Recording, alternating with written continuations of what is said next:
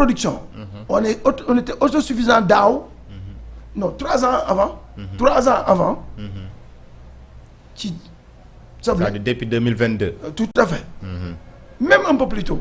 Okay. Depuis 2020. Mais on continue. Depuis 2020. On continue toujours à importer à ces ailes d'oignon parce que bu ñu gisee ne soble si dafay bari sànq moom wàllum économie la lay wax. mënul impacter positivement suñu économie vu que soble si dañ koy jàll du mujj fenn à part keroog usine bi nga xamante ne le président doon na ko inauguré fële ca Nord amuñu beneen alternative. non économie bi. kay dañoo war a parfaire mbir mi rek. mais mu ngi peser. si parce que tey soble. quand même 9 mois. ñu ngi koy am. 9 mois sur 12. waaw mën nañ ko téye marché Sénégal. ci 12 mois. kon mu ngi impacté. tout à fait parce que sinon. on allait importer pour une durée beaucoup plus longue. mu gën a grévé kon du ma ne impacté wul kay impacté na bu baax sax. positivement. tout à fait oignon. même chose. 10 mois fi may wax 10 mois. bu du woon perte post récolte yi ci petits producteurs yi. boo boolee lii agrobusiness yi def. plus petits producteurs yi. bu conditionnement bi amoon. ñun war nañoo sax léegi war nañoo. exporter pomme de terre je suis formel. maa ñëw rek. c'est pour dire que au plan économique. horticulture ndax productivité bi maanaam rendement bi ñu ciy am. muy benn ci benn hectare. nga am fanweeri tonne mbéyu nawet pour nga am benn tonne ci benn hectare. c'est tout un problème. est-ce qu'on est d'accord. est-ce que mën nga koo méngale. non du tout. ñaar horticulture mën nga béy ñaari yoon. néew ci at mi ñaari yoon. ndax nawet dina am ñaari yoon. muy ñaareelu élément. ñett kilo légume. moo ëpp toujours kilo suna. ba fii may wax nii. kilo gerte la doon moo ko doon titillé tuuti. année yële passé bi chinois yi di. exporté. est-ce que je me fais comprendre. oui kon on parle alors compétitivité. produits horticoles yi ñoo man c'est pas fini emploi. benn hectare périmètre horticole.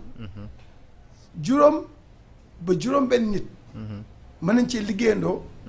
te bu ñu jaayee. ku nekk dina gis boppam. en termes d'emploi. si. le nombre d'actifs. il est au minimum de 4. et au maximum de 5 pour 1 hectare. selon les cultures. horticoles yi nga jël. est-ce que loolu am na ci mbéyu nawet. non. donc. voilà pourquoi je dis au plan économique. C'est pas fini cinquième point bi. j'allais l'oublier et c'est important. mooy l'exportation. à part gerte. te ren daanaka. lu tuuti la 1000 et quelques. même pas 1500 tonnes lañu exporté. à part gerte lu ñu fiy exporté bitim réew ci suñu mbéy yi. légumes. c'est que des produits horticoles. les légumes. waaw mbéy mi nga xam ne da nga koy jëriñoo te bitim réew pare na pour jënd ko ci yow. nga exporté ko mu indi devise. mbéy mi nga xam ne moo ëpp xëyu ndaw ñoo ca mën a sos. wala ay jigéen. mbéy mi ëpp njarte. mbéy mi ëpp rendement. mbéy mi ëpp liñ ko mën a béy ci at mi. mais nu muy def ba du ëpp doole mbéy ma de. kon bu dee da ngaa bëgg. say ndaw. am ay xëy. waxuma duñ béy nawet de.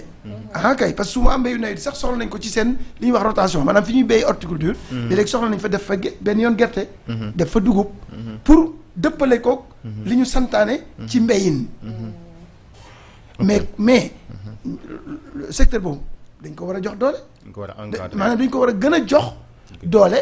mais mënuñ ko def nag foofu lay terminer. te ndox amul. te ndox fi mu nekk nii am na.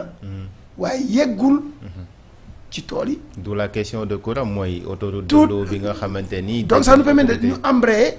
ci li ma mën a doon junjee ci perspective.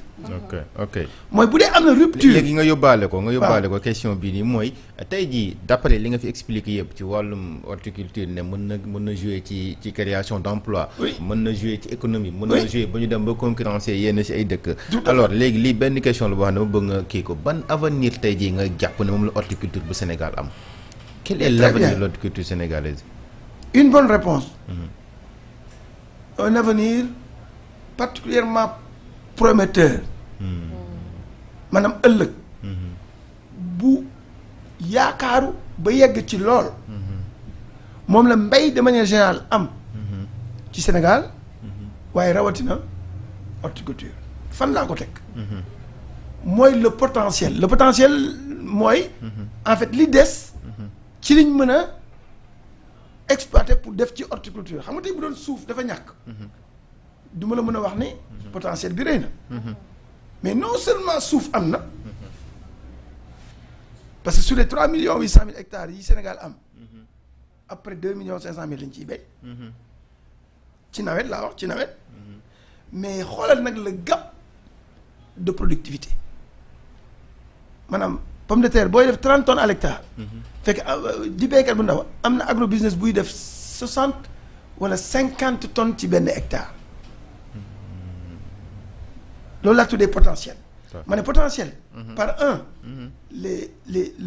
le foncier disponible maanaam suuf si les terres deux en faisant un effort un progrès technologique ñu combler le gap de productivité maanaam ñu yokk li ñu daan am ci benn hectare kon muy ñaar ñett ce qu'on appelle l'intensité culturelle maanaam nga béy ñaar ba ñetti yoon au lieu de benn yoon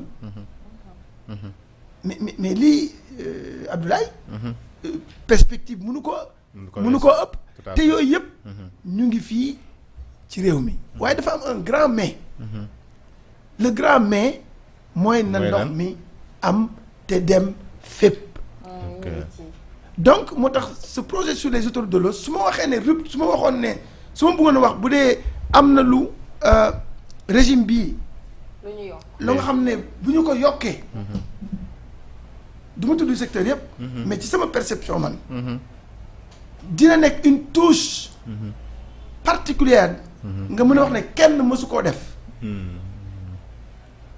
mooy ñu jëlee le taux d'irrigation de moins de 5% yi mu nekk 4 virgule quelque yóbbu ko ne serait-ce 15 ba 20%. c'est faisable. maanaam ndox mi yegg ci gox yi ñu ko war yi ñuy béyee yi ñu ko soxlaa ndax fi mu nekk nii à part vallée du fleuve ak yenn gox yi am ay forages yu mag les mini forages mbay agriculture irriguée dafa faible ci réew mi kon un investissement massif je bien massif dans la maîtrise de l'eau serait effectivement une rupture et une première pour le développement de l'agriculture en direction de la souveraineté alimentaire mais aussi en direction de l'érection de l'agriculture comme secteur moteur pour la croissance économique de notre pays. xanaa ñu xaw a baral rek ndax 10 minutes rek moo ñu desee ci waxtu bi. tout à fait docteur comme waxtu bi dafa ñoo xooj dañ di ñàkk ñu wax ci haute cour de justice wax ci politique parce que itam régime bi nga xamante ni ci nga bokkoon muy régime bu président Macky Sall gis nañ ne ñoom bi ñu fi jógee ba léegi am na lu ñu fi taxawal muy haute cour de justice tey jii nax sax fi ñu àddoo nii ñuy teewlu ki fi yoroon du fi nekkoon ministre de la justice di Ismaïla Madior Fall ñu ngi koy déglu foofu noonu nga xamante moo nekk haute cour de justice naka nga gisee haute cour de justice bi nga xamante moom lañ fi installé depuis que bu régime bi bees bi toogee ak léegi. man li ma gëm mooy benn d'abord haute cour de justice ñan lay woo. mooy ñi nga xam ne dañu bénéficier de ce qu'on pourrait appeler une exception de juridiction. les ministres mooy les ministres. lu tax ñu leen di woo. dañu wax ne. reddition des comptes man loolu dama ci ànd ci reddition des comptes parce que même au-delà de nekk ministre sax gis nga nit ki dama jàpp ne responsabilité buñ la dénk te lañ la jox pour nga saytu ko doon lu ñëpp bokk war na wala boog mën na nekk boo noppee ci responsabilité boobu ñu laaj la noo yore woon loola ndax du sa entreprise parce que entreprise kenn du la laaj loola donc man dama ciy ànd mais li ma àndul man mooy règlement de compte da nga gis ne yëf yi dafa am règlement de compte par moment waaw par moment am na cas yoo nga xam ne je vais pas citer mais am na cas yoo nga xam ni même le commun des observateurs sénégalais parce que man ci biir sénégalais yi laa nekk ça fait un peu tilt ci esprit yi maanaam day yombal ñu poser wu question ndax du moom je sais pas si je me fais comprendre man nag ànduma ci règlement de compte parce que dama gëm ni ce pays là kenn ci ñun moomu ko ñi fi nekk nii mais yàlla nañ fi yàgg mais dañuy jàll wala non bés a ngi ñëw ñu ne président Diomaye ancien président de la République. mais peut-être pour l'exemple cité Ismaïla Madior Fall bu ñu tudd léegi. ñu koy maa ñëw ci loolu boo gisee li tax ànduma ci règlement de compte. mooy mënuñu nekk ci éternel recommencement. ku ñëw def règlement de compte ak kala fi wutu woon. te yu mel ni yenn cas yi ma njot ne règlement de compte la nag. loolu la mën a indi ëllëg. muy kaawu kan. mooy non du ma tudd benn cas. li mën a indi mooy ñeneen ne fi ëllëg. man fayantoo. ñoom it def loolu. mais ba kañ. kon kañ la Sénégal lañ koy liggéey te man li ma gëm mooy développement Sénégal. donc nañu def attention quand même. ci defin bi. bay mu bañ a niru. règlement de compte kon man as boobu loolu laa ci bëggoon a wax beneen bi. mooy haute cour de justice. man dama ci àndul. àndoo ci. non ànduma ci. lu tax parce que juridiction boo nga xam ne. amuloo benn possibilité. def recours. te ña la cay atte. ña ca ëpp. atte du seen métier. d'accord. ñaareel bi mooy kenn matadi doon luñ ñu mooñaaleel ñun doomu adama donc voilà les arguments je dis en justice amul privilège yu double wala lu ko ëpp sax juridiction boo atte nangul ci li ñu wax nga dem ci keneen ku ko du ma ne ku ko sut ku ko tiim ñu attewaat la mais loolu dafa jaadu parce que nit ki d'abord dafa matadi si donc munoo haute cour ña fay atte ña ca ëpp wala boog ña ca ëpp doole parce que man ñoom ña ca ëpp doole c'est les politiques man loolu laa jàpp ña ca ëpp doole atte du seen liggéey kon léegi dañuy gën a mën a jëfandikoo mooy ànd nañoo ki ñu atte wala ànduñu ak moom ci sama njort man te bu ñu attee ba pare keneen beneen atte mënta am boo ca àndee noonu la boo ca àndul noonu la moo tax ma ne man ànduma ci haute cour de justice par contre ànd naa ci reddition des comptes ànd naa ci ay ministres ak yenn kilifa yi am exception juridiction mais nañ possibilité buñ àndul ca lañ leen atte ñu mën a am recours kon ci loolu man loolu laa ànd te le régime actuel waroon na ko mën a def ci sama xalaat xam nga lu tax rupture ci fànn yu bëri lañ woote non haute cour de justice fu ñu ko jëlee dañ koo doon non ci kan ay régimes yi les régimes précédents non mais ama régime président sax ci le colonisateur lu ñu doon la tubaab bi ñoo ko fi wàcc maanaam ci ñoom lañ ko copier loolu na leer ñoom sax nag wàccu nañ nga fafar nag ñu ngay avancé ñoom français yi donc ma jàpp ni rupture bokk na ci nga ne lii fi lañ ko fekk yàgg na fi lool nga ne waaye dëppoowul ak yoon nañ ko changé dëppal def ko leneen mais nag neewuma bu ñu am juridiction exception buy jël kilifa yi loolu na am. mais nag am possibilité bu ñu jógee jàkk comme que waxtu wi daf ñuy xaj 5 minutes rek la ñu am bu ñu jógee ci rupture boobu dañuy dugg ci biir politique bi d'une façon générale ñu dem ci assemblée nationale li nga dégg ni tey le président supprimé na ko ci li nga xam ne député yi dañ ko doon jot loolu bokkul ci rupture maanaam ay crédit ak yeneen yu nu mel. non bon comme man amuma détail yu mesures yu ñu wax yëpp. parce que gëm naa ni gis naa benn initiative bu benn député jël def commission defe naa d'enquête. ak yu demee noonu. tout à fait. am na député aussi bu def ay laaj. Pape Djibril Fall. waaw man li ma gënal. mooy ñu édifier Sénégalais yi ci yooyu ñu wax. parce que yéen nitu presse ngeen. dégg ngeen tout léegi man la ji. jiñante bi am na amul kii dem ci plateau loolu muy wax amul. kii ne am na. léegi lu ci am yéen ñi toog fii peut-être mën ngeen ma ko wax man xaw ma lu ci am léegi li ma soxla man mooy am na fu ñuy jaar moom daañ xam li ci am moom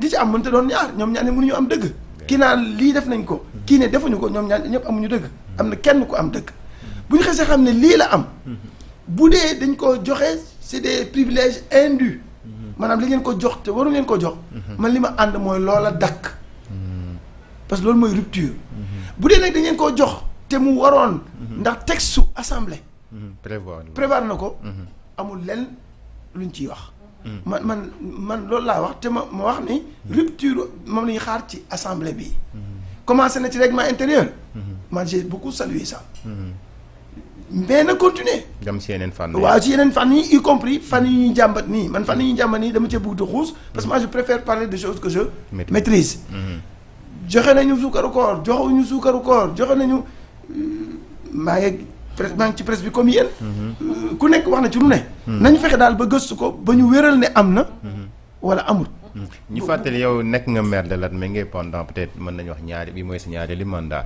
alors ñu ngi jëm ci ay élections mu nekk ay élections locales su fekkente ne amul changement ci calendrier bi jàpp nañ ne 2027 la ñu jubluwaat ci li nga xam ne moo nekk élection locale est-ce que da nga fas yéene wëyal sampaat sa ndënd wala bi la yoon da ngay bàyyi keneen mu wëyal. waaw non laaj boobu dama ci préféré tontu bu gënee jub si parce que damay bañ. ñi nga xam ne xam nañ leen di xaar. xam nañ su ma nekkee candidat bi ñu gis biti seen tension jóg diggante bi ñu am fi ay mbir yoo xam ne say opposant quoi. waaw loolu la leen di indil. wala ñi nga xam ne. ma nekkaat candidat moo leen gënal lu ñu am. moo wax lu arrangé wul. mu doon mu am lu mu sos ci ñoom comprendre nga li mu bëgg wax. maanaam bëgguma tontu bi il faut mu am ñu mu arrangé. il faut mu am. ñu mu arrangé wul. te ñoom ñëpp maa leen joboote. kon bàyyil ba mu gën a dëgmal rek ma wax ko waxtu woo nga xam ne dégâts yi du bari. mi ngo kon Abdoulaye nangul ko rek xanaa di wax ne ñaareelu partie bi fi lañ koy daal di tëjee rek waaye nag dañuy gunge toujours ñu ànd ak rubrique bi nga xamante ne nag ma nga tukkee ci Maodo Ba moom nag ma nga nekk foofu ca France bootu ci kuréel gi di MONCAP waaye tamit tey la muy waxtaanee bokk na ci conflit Israël ak Iran ginnaaw nag ba mu doonee un historien militaire contemporain maanaam daal tey dina def benn lecture ci li nga xamante ne nii moom mooy guerre bay woy ca Moyen-Orient alors Basile si la vidéo est disponible.